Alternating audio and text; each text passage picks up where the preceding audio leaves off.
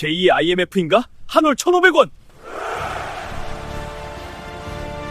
자, 님들, 지금 환율이 1,480원대입니다. 기사마다 1,500원 간다. IMF 재현.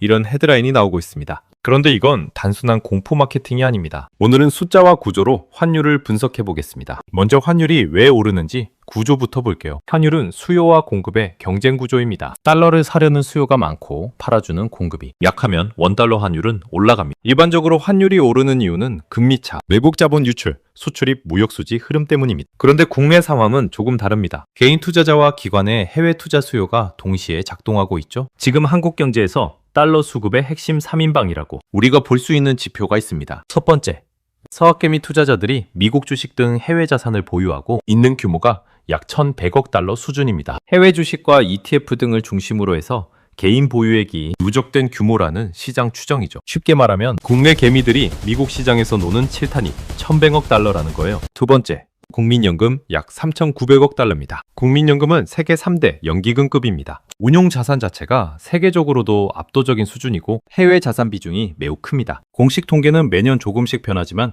대략 4천억 달러 전후의 해외 자산 규모가 국민연금의 대략적인 해외 포지션이라는 게 시장의 공통된 인식입니다. 세 번째, 한국은행 외환보유고는 약 4,300억 달러 수준입니다. 이건 위기 대응용 안전자산입니다. 하지만 이 외환보유액은 전부 시장에 풀 수 있는 달러가 아니에요. 위기 시 사용하는 비상금이죠. 이 세 개의 거대 자금 흐름이 어떻게 환율 압력으로 이어지는지 보겠습니다. 공급은 적은데 수요는 압도적입니다. 서학개미는 계속 미국 자산을 매수하고 국민연금은 해외 주식과 채권을 확대하며 기업들은 해외 투자와 설비 투자를 지속합니다. 삼성전자만 보더라도 미국 텍사스 공장 투자금은 총 370억 달러이며 매년 수십조 원치 반도체 장비도 사야 합니다. 이렇게 달러 수요는 꾸준히 증가하는 반면 달러를 팔아 원화로 돌아오는 흐름은 제한적이죠. 즉 공급보다 수요가 강한 구조가 이미 만들어졌습니다. 정부의 구조적 한계도 있습니다. 현재 외환당국이 환율 방어에 나서려 해도 외환보유고를 전부 시장에 풀 수는 없고 환율 미세조정 도구는 한계가 존재합니다. 이런 상황에서 서학개미, 국민연금, 기업들이 동시에 달러를 사는 방향이 있다면 환율은 원사이드로 오르는 것이 구조적으로 더 쉬운 겁니다. 자, 님들 상한가 치는 종목 보셨죠?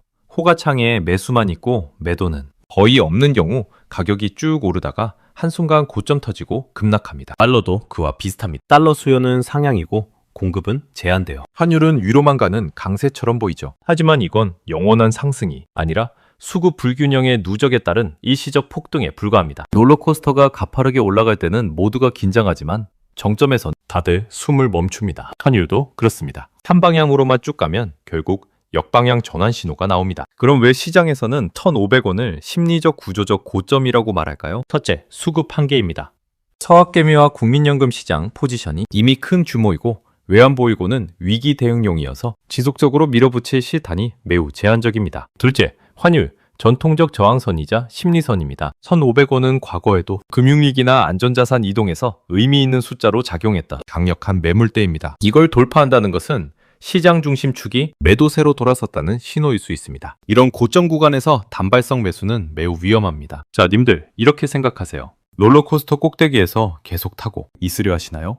아니면 안전벨트 매고 절반이라도 내릴 준비를 하시겠습니까? 분할 매도가 답입니다. 포지션 조정도 중요합니다. 특히 미국 주식 보유자라면 환율, 리스크 헤지형 ETF에 집중하여 환율 하락장에서도 손실을 최소화해야 합니다.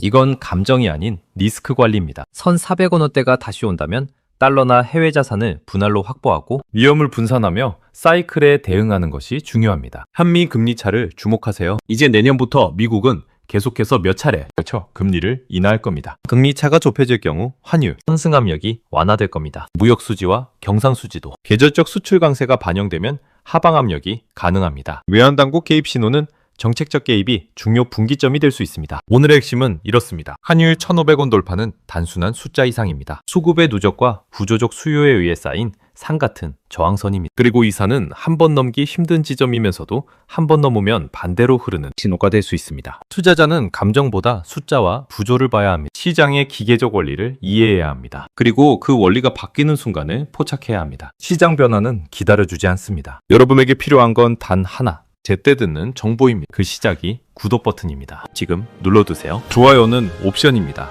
자님들, 그럼 내일도 털리지 마세요.